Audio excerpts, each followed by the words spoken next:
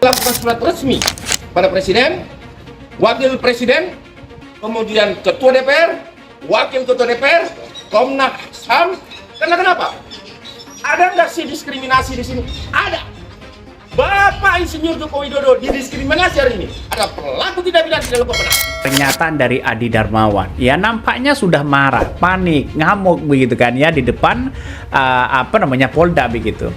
Dia saking kesalnya kepada Roy Suryo begitu kan ya, karena tidak kunjung terbit P21, tidak kunjung ditahan, ya mengirimkan surat kabarnya begitu ke Presiden, Wakil Presiden, ke Kejaksaan.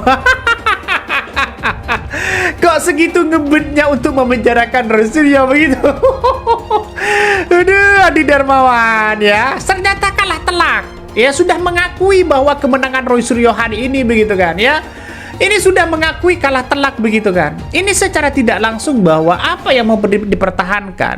Nanti kalau para kubu Jokowi ini tetap mempertahankan posisinya mereka begitu untuk memenjarakan Roy Suryo, ya masyarakat Indonesia justru tertawa begitu.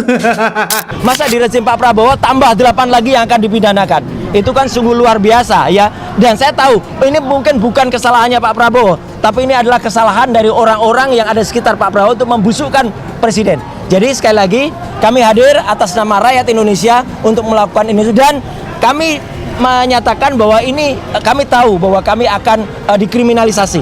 Dan kenapa kami tahu? Karena apalagi setelah saya, Dr. Rizwan dan Dr. Tifa itu udah merencanakan akan menerbitkan buku yang kedua. Itu tidak lakukan penahanan. Itu sudah wajib lakukan penahanan.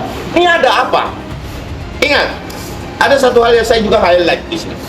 Saya akan menyurat. Ini saya tahapannya kenapa saya harus melakukan upaya hukum luar biasa ini? Ya, yaitu saya akan menyurat.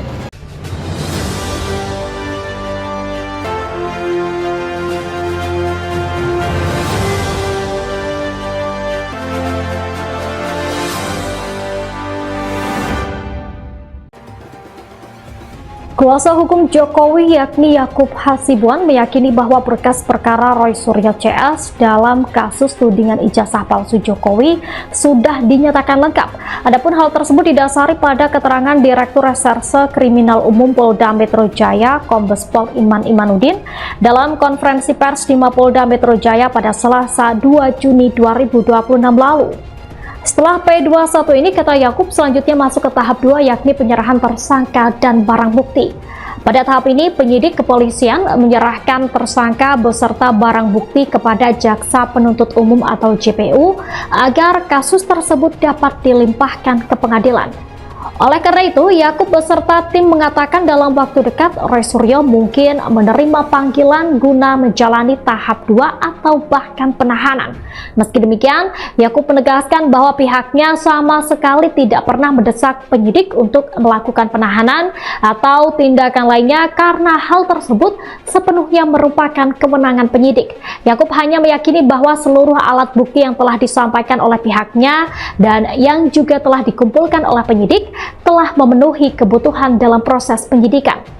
Sementara itu, kuasa hukum Roy Suryo, Abdul Ghafur Sangaji, menegaskan bahwa pihaknya sama sekali tidak takut jika kasus tudingan ijazah palsu ex-presiden ke-7 RI Joko Widodo dinyatakan lengkap atau P21.